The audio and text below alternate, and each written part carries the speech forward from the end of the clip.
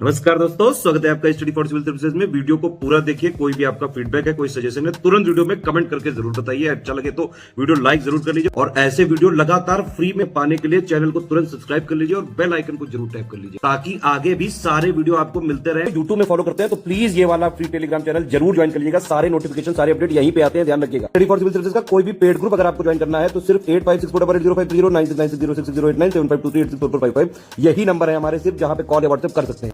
Instagram पे हमारा page जरूर फॉलो कर लीजिएगा, study for civil dot services है।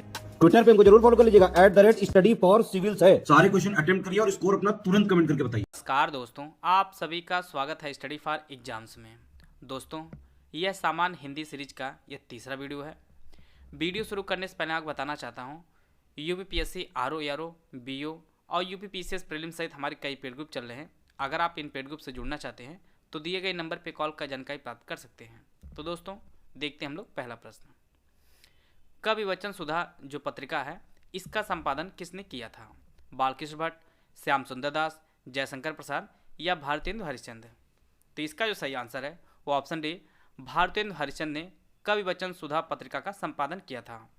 और इस पत्रिका का जो संपादन कार्य है वह 1967 15 अगस्त 1968 को यह पत्रिका पहली बार प्रकाशित हुई थी और यह पत्रिका वाराणसी से प्रकाशित हुई थी। और भारतेंदु हरिश्चंद्र को हिंदी खड़ी बोली गद्य का जनक भी कहा जाता है। आते हैं अगला प्रश्न लोग। बंदौ गुरुपद पदुम परागा सुरुच सुबास सरस अनुरागा में आपको अलंकार बताना है। श्लेष, अनुप्रास, उपमा या अतिशयोक्ति? तो इसका जो सही आंसर है वो ऑप्शन बी, इसमें जो है अनुप्रास अलंकार है। यहाँ पर प, द, स और र जो वर्ण है इसकी जो आवृत्ति हो रही है और इसी कारण यहाँ पर अनुप्रास अलंकार है। इसका जो ऑप्शन बी है वह सही है। आते हैं अगला प्रश्न लोग। मनोहर में कौन सी संधि है? गुण संधि, वृद्धि संधि, अयादि संधि या विसर्ग संधि? मनोहर का हम लोग संधि विच्छेद करेंगे तो इसका जो संधि विच्छेद होगा वह मनः धन हर होगा और इसी कारण यहाँ पर विसर्ग संधि हो गई। इसका जो ऑप्शन डी है वह सही है। आते हैं अगला प्रश्न लोग। प्रयोगशाला वर्ण में प्रयोगशाला जो शब्द है इसमें कौन सा समास है? बहुव्रीहि, अव्ययी भाव, तत्पुरुष या कर्मधारय? तो इसका जो सही आंसर है वो ऑप्शन सी, इसमें जो है तत्पुरुष समास है। प्रयोगशाला का हम लोग समास विग्रह करेंगे तो इसका जो विग्रह होगा प्रयोग के लिए शाला होगा। प्रयोग के लिए शाला। और इसमें भी जो संप्रदान तत्पुरुष होगा, संप्रदान तत्पुरुष। इसका जो ऑप्शन सी है वह सही है। श और ह जो वर्ण है यह किस वर्ग के व्यंजन है? तालव्य, ऊष्म, अंतहस्थ या ओष्ठ? तो इसका जो सही आंसर है वो ऑप्शन बी, ये जो चारों वर्ण है ये सभी ऊष्म व्यंजन हैं। जिन वर्णों के उच्चारण करते समय विशेष प्रकार की ऊष्म वायु जो है मुख से बाहर निकलती है उन्हें ऊष्म व्यंजन कहा जाता है। इनमें आपका श और ह जो वर्ण है आते हैं। इसका जो ऑप्शन बी है वह सही है। खल का पर्यायवाची कौन नहीं, वो आपको बताना है। दुष्ट, अधम, नृशंस और द्विज? तो इसका जो सही आंसर है वो ऑप्शन डी, द्विज शब्द है यह खल का पर्यायवाची ना होकर यह पंडित, ब्राह्मण का पर्यायवाची होता है। ब्राह्मण का पर्यायवाची। बाकी आपका दुष्ट, अधम और नृशंस जो है ये सभी खल के पर्यायवाची हैं। खल के अन्य और पर्यायवाची आपके हैं जैसे नीच है, दुष्ट है, कपटी है, दुर्जन है। ये सभी जो पर्यायवाची हैं वो आपके खल के पर्यायवाची हैं। आते हैं अगला प्रश्न लोग। प का उच्चारण स्थान आपको बताना है। कंठ, ओष्ठ, मूर्धन या दंत? तो इसका जो सही आंसर है वो ऑप्शन बी, प का जो उच्चारण स्थान होता है वो आपका ओष्ठ होता है। इसका जो ऑप्शन बी है वह सही है। शाश्वत का विलोम क्या होता है? रहस्यमय, नश्वर, सदैव या इनमें से कोई नहीं? शाश्वत का जो अर्थ होता है सदा रहने वाला, सदा रहने वाला। और इसका जो विलोम होता है वह नश्वर अर्थात जो नाशवान हो। इसका जो ऑप्शन बी है वह सही है। आते हैं अगला प्रश्न लो। संपन्न का विलोम क्या होता है? ऑप्शन आप लोग पढ़ लीजिए। इसका जो सही आंसर है वो ऑप्शन सी, विपन्न। संपन्न का जो विलोम होता है वह आपका विपन्न होता है। मूल संविधान में कुल कितनी भाषाएं थीं? 18, 19, 14 या 15? तो इसका जो सही आंसर है वो ऑप्शन सी, कुल 14 भाषाएं थी मूल संविधान में, और वर्तमान में बात करें तो वर्तमान में टोटल कुल 22 भाषाएं हैं हमारे संविधान में। और जैसा कि आप लोग जानते हैं कि संविधान की 8वीं अनुसूची में भाषाओं का वर्णन किया गया है। आते हैं अगला प्रश्न लोग, रचना के आधार पर वाक्य कितने प्रकार के होते हैं? 3, 5, 4 या 6? तो इसका जो सही आंसर है वो ऑप्शन ए, 3 प्रकार के वाक्य होते हैं रचना के आधार पर। पहला आपके सरल वाक्य होता है, दूसरा आपका संयुक्त वाक्य होता है, और तीसरा आपका मिश्र वाक्य होता है। मिश्र वाक्य होता है। तो टोटल 3 प्रकार के वाक्य होते हैं रचना के आधार पर। इसका जो ऑप्शन ए है वह सही है। ज्ञा वर्ण किन वर्णों के योग से बना है? ऑप्शन आप लोग पढ़ लीजिए।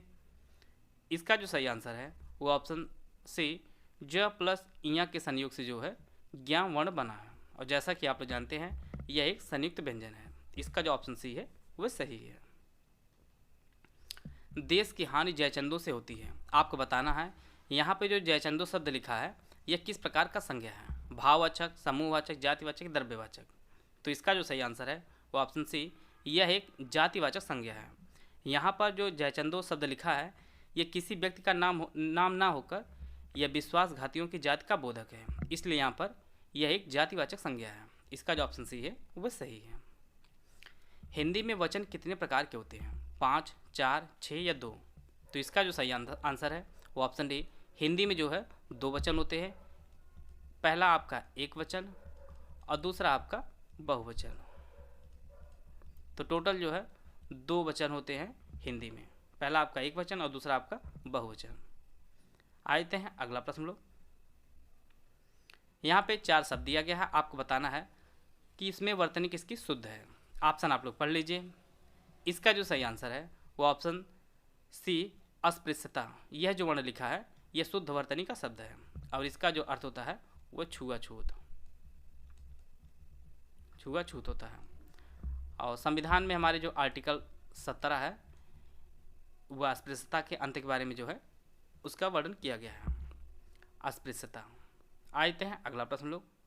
यहाँ पर 4 वर्ण दिया गया है, आपको बताना है किसकी वर्तनी जो है वो शुद्ध है। ऑप्शन आप लोग पढ़ लीजिए। इसका जो सही आंसर है वो ऑप्शन बी, कुमुदिनी जो शब्द लिखा गया है यह एक शुद्ध वर्तनी का शब्द है, और यह एक विशेष प्रकार का जलीय पौधा होता है कुमुदिनी। आते हैं अगला प्रश्न लोग। लेखक जो शब्द लिखा गया है इसमें आपको बताना है इसमें प्रत्यय कौन सा है? क, इक, अक या आख? तो इसका जो सही आंसर है वो ऑप्शन सी, इसमें जो है अक प्रत्यय है। लेखक जो शब्द है इसमें लिख धातु में अक प्रत्यय के योग से जो है लेखक शब्द बनता है। और जैसा कि आप लोग जानते हैं प्रत्यय जो है किसी भी शब्द के अंत में लगता है। इसका जो ऑप्शन सी है वह सही है। आते हैं अगला प्रश्न लोग। शासकीय पत्र किस शैली में लिखा जाता है? प्रथम पुरुष शैली, अन्य पुरुष शैली, मध्यम पुरुष या इनमें से कोई नहीं? तो जितने भी शासकीय पत्र लिखा जाता है उन्हें हमेशा अन्य पुरुष शैली में लिखा जाता है। इसका जो ऑप्शन बी है वह सही है। आते हैं अगला प्रश्न लोग। ब्रज भाषा है यह पूर्वी हिंदी है, पहाड़ी हिंदी है या पश्चिमी हिंदी है, या इनमें से कोई नहीं? तो जो ब्रज भाषा है यह आपकी पश्चिमी हिंदी है, और इसके ब्रज भाषा जो ब्रज क्षेत्र के अंतर्गत आपके आगरा आता है, मथुरा आता है, मैनपुरी है, इटावा है, अलीगढ़ है, ये सभी जो क्षेत्र है वह ब्रज क्षेत्र के अंतर्गत आते हैं, और ब्रज भाषा जो आपका है वह पश्चिमी हिंदी है। इसका जो ऑप्शन सी है वह सही है। अद्भुत रस का अस्थायी भाव क्या होता है? निर्वेद, विस्मय, उत्साह या भय? तो इसका जो सही आंसर है वह ऑप्शन बी, विस्मय। अद्भुत रस का जो अस्थायी भाव होता है वह आपका विस्मय होता है। इसका जो ऑप्शन बी है वह सही है। मुंशी प्रेमचंद जी का जन्म कहाँ हुआ था? लखनऊ, बस्ती, इलाहाबाद या प्रयागराज या वाराणसी? इसका जो सही आंसर है वो ऑप्शन डी, वाराणसी में प्रेमचंद जी का जन्म हुआ था, और इनके जो गांव का जो नाम है वो आपका लमही गांव है। वाराणसी में एक गांव है लमही, यहीं पर मुंशी प्रेमचंद जी का जन्म 31 जुलाई 1880 में इनका जन्म हुआ था, और इनकी जो मृत्यु हुई थी वह 9 अक्टूबर 1936 को इनकी मृत्यु हुई थी। प्रेमचंद जी से संबंधित एक प्रश्न बार बार आपकी परीक्षा में पूछता रहता है कि प्रेमचंद का अधूरा उपन्यास कौन सा था। तो इनका जो अधूरा उपन्यास था वो आपका मंगलसूत्र उपन्यास है। यह अधूरा उपन्यास था। यह कई बार परीक्षाओं में पूछा गया है, इसे आप लोग नोट कर लीजिए। आते हैं अगला प्रश्न लोग। आँख का पर्यायवाची कौन नहीं, वो आपको बताना है। नयन, तुरंग, लोचन, नेत्र। तो इसका जो सही आंसर है वो ऑप्शन बी, तुरंग जो शब्द है यह आँख का पर्यायवाची ना होकर यह घोड़ा का पर्यायवाची होता है। बाकी आपका नयन, तुरंग और नेत्र सभी आँख के पर्यायवाची हैं। तरंग जो तुरंग शब्द है इसके अन्य पर्यायवाची आपके अश्व हुआ, हाय हुआ, घोटक, ये सभी जो है आपके तुरंग के पर्यायवाची हैं। आते हैं अगला प्रश्न लो। सर का सही अर्थ आपको बताना है। ऑप्शन आप लोग पढ़ लीजिए। पहले सर का जो अर्थ होता है वो बाण होता है और दूसरे सर का जो अर्थ होता है आपका तालाब होता है। इसका जो ऑप्शन बी है वह सही है। आते हैं अगला प्रश्न लोग। एक भारतीय आत्मा किसे कहा जाता है? रामधारी सिंधिनकर, प्रेमचंद, माखनलाल चतुर्वेदी या जयशंकर प्रसाद। तो इसका जो सही आंसर है वो ऑप्शन सी, माखनलाल चतुर्वेदी को एक भारतीय आत्मा कहा जाता है। यह अपनी कविताओं में राष्ट्रीय भावना का जयघोष किए थे और इसी कारण इन्हें एक भारतीय आत्मा कहा जाता है। इसका जो ऑप्शन सी है वह सही है। बाल चित्रण में कौन कवि जो है वह श्रेष्ठ है? रसखान, सूरदास, तुलसीदास या कबीरदास। तो इसका जो सही आंसर है वह ऑप्शन बी, सूरदास। बाल चित्रण में जो है सूरदास एक श्रेष्ठ कवि हैं और सूरदास जी भक्तिकालीन कृष्ण काव्य धारा के महत्वपूर्ण कवि हैं और इन्होंने अपने काव्यों में श्री कृष्ण के बाल लीलाओं का एक अद्भुत जो है चित्रण किया हुआ है। इसी कारण यह बाल चित्रण में सर्वश्रेष्ठ कवि हैं। आशा है आप सभी को बहुत कुछ जानने को मिला होगा।